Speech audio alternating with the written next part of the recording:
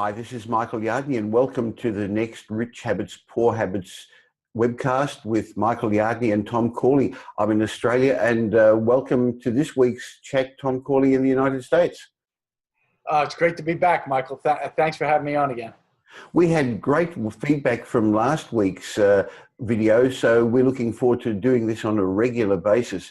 Tom, when I started studying the success habits of the rich people, I've learned that we learn a lot of our behaviors, particularly about money, but about all things from our parents. We are taught things, we're programmed because we're not born knowing how to do money, how to do relationships, knowing how to do finances, and you are programmed by things you've seen, things you've heard, and things you've experienced. And as children, our biggest mentors tend to be our parents. I know at seminars, Tom, I often say to people, hands up who's noticed to become more like their parents as they get older. And a few people sort of giggle and put up their hands. And then I say, okay, who's noticed that their partner, their life partner, has become more like their parents as they got older? And they all put up their hands and giggle. So, Tom, how important are parents in teaching us our rich habits and our poor habits? Well, when I did my research, Michael, I discovered, or I concluded, that most of the habits we pick up in our lives and carry on into our adult lives come from our parents. So parents are primarily the generators of our habits. We also pick up habits from mentors. We pick them up from teachers, from our culture. Sure. The city we live in, the town we live in, the state we live in. So there's a lot of places we pick up habits, but primarily we pick them up from our parents. I was happy to read a study that was conducted in 2015 where they found that by the age of 9, most individuals pick up almost all of their habits. And the conclusion of the study was that, what are you doing up until the age of 9? You're with your parents primarily. They're your caretakers. So your parents are responsible for the habits, and they got into, I got into a little bit of research on the neurology behind it. There's something called mirror neurons. Mirror neurons are neurons that are abundant when we're young. The purpose of mirror neurons is for children to emulate the habits, thinking, and emotions of their parents for one purpose and one purpose only: survival.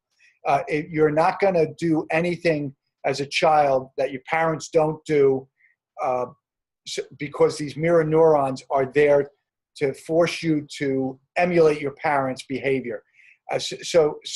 You're biologically or neurologically hardwired to adopt the habits, thinking, and emotion of your parents, and that stays with you for most of your life. Tom, clearly that makes sense. And I think in general, our parents want to instill good habits in us. The problem is most of our parents are not wealthy. And interestingly, a lot of their wealth habits have come from their parents. So I think it's important for us to understand that we are the mentors of our children and our grandchildren. So the lessons we're going to talk about in this video session are important not just to us, but to our parents and our grandchildren as well. So, Tom, I remember reading one of your blogs about super parents, and you've called them those parents who leave good habits in their kids. What habits then would you suggest we leave to our kids, and what makes a super parent? Well, I think the number one habit parents almost have to make their children engage in is daily reading, not for entertainment, Michael, but to learn. They have to get their kids into the habit of reading every single day. And they should be reading at least an hour a day because kids have more time. Ben Carson's a famous person in the United States. He was a neurosurgeon. He ran for president this year. He had to pull out, but he's one of the most successful neurosurgeons in the world. And he was born in the ghettos of Detroit, him and his brother Curtis. His mother cleaned houses for wealthy people. One of the things that she started paying attention to was how the wealthy raised their children. And she noticed two things. One is the wealthy mandated that their kids read every single day to learn. They didn't give them an option. They didn't give them a choice. They didn't say, if you like it, read. If you don't read. They mandated it. The other thing is they limited their consumption of TV to less than an hour a day. And so Mrs. Carson came back home and she said, no more TV, and you have to go to the library every day. And so Ben Carson and his brother were forced to read every day. They had to go after school right to the library, and then they had to write a report and give it to their mother at the end of the week, and she would read it and make notes on it and all that stuff. And that went on for years.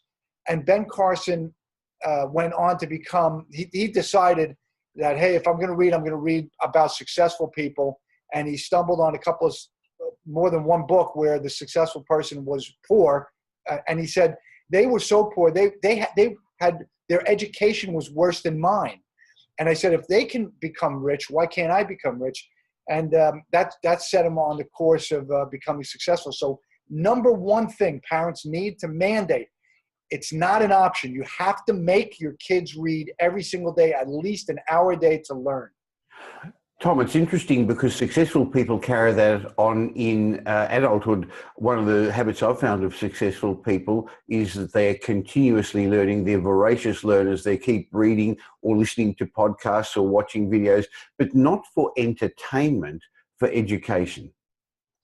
Yeah, that's what I found, that inversely, Michael, the poor people read for entertainment and they watched a lot of TV. So I think it's a mindset thing. They have these poverty, what I call poor habits. They have these poor habits, and they don't even know they have them. They don't know. They're not aware that they're actually sitting in front of a TV for 3 hours a night. They're not aware that the reading that they do is for entertainment purposes. They're not aware that they're not doing the things that they need to do. They're just not aware of it. So that's why I wrote Rich Habits and Rich Kids and Change Your Habits, Change Your Life. I wanted to kind of bring the awareness to the forefront. You have to become aware of your habits. One of the habits of successful adults is also they look after their body, they eat well, and they exercise well. Tom, did you find that's one of the habits instilled in children by super parents? If it's not instilled by their parents, it's instilled in the kids through some mentor that they stumble across in life. But 80% of the wealthy people in my study exercise primarily aerobically, cardio. And it was about 4 days a week, 30 minutes a day. What I found that was interesting later on when I was doing my brain research was that the aerobic exercise has so many benefits for the brain. It increases the BDNF, which is a protein, a chemical in the brain that helps increase the size of the myelin sheaths that are around the neurons.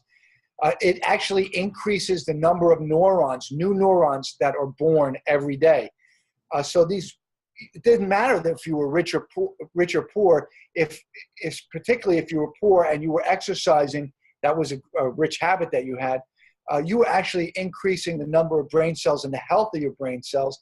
And I found it interesting that most of the wealthy people engaged in aerobic activity, and I think that helped them become smarter in life. Tom, one of the other habits I've noticed is wealthy people talk about money, and they're actually happy to talk about money, and they're happy with other people's successes.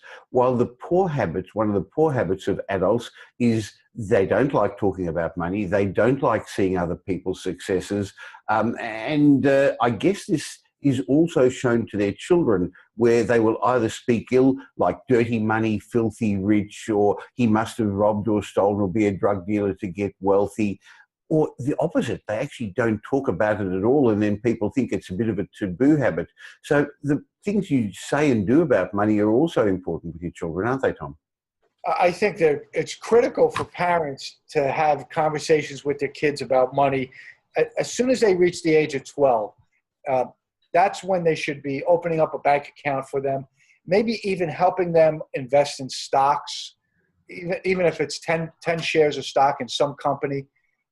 Parents need to be engaging their kids in the discussion of finances because nobody else is.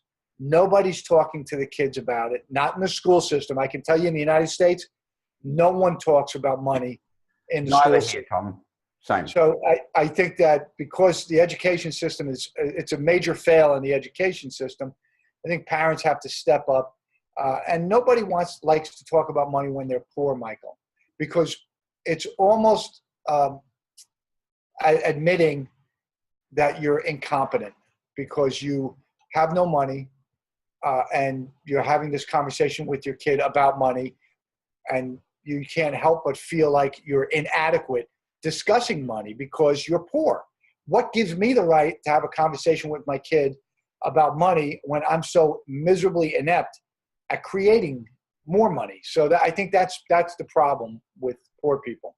I think it also enables them to justify rather than accepting responsibility, which is one of the habits of successful people, of rich people, is that they blame. So it's not my fault I'm not rich. It's the government's fault. It's my parents' fault. It's the education. It's my boss. He doesn't pay me enough.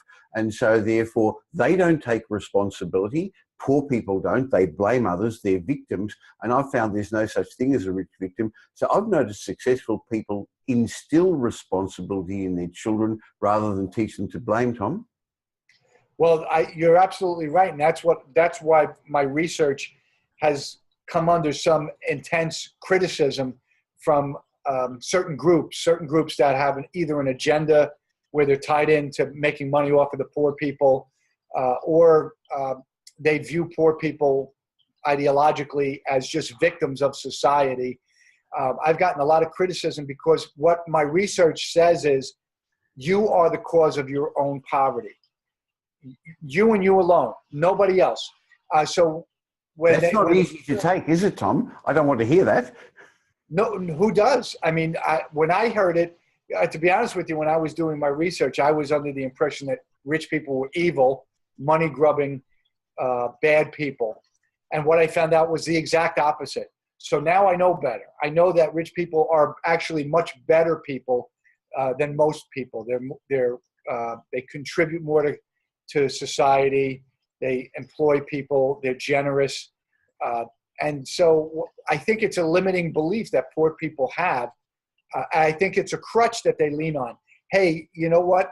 If I'm a victim and it's not my fault, then I'm off the hook. I'm basically off the hook.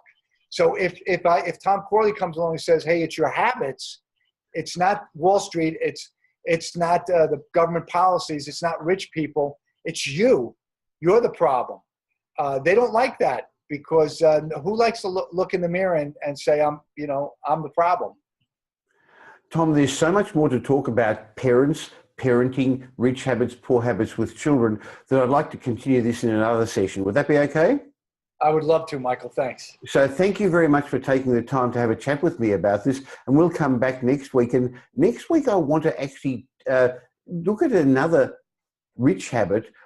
It's actually not what people tend to say. I've actually found that the rich work harder than the average person. So can we discuss that topic next week, Tom? Sure. I have a lot of research on that too. My pleasure. Thanks, Tom.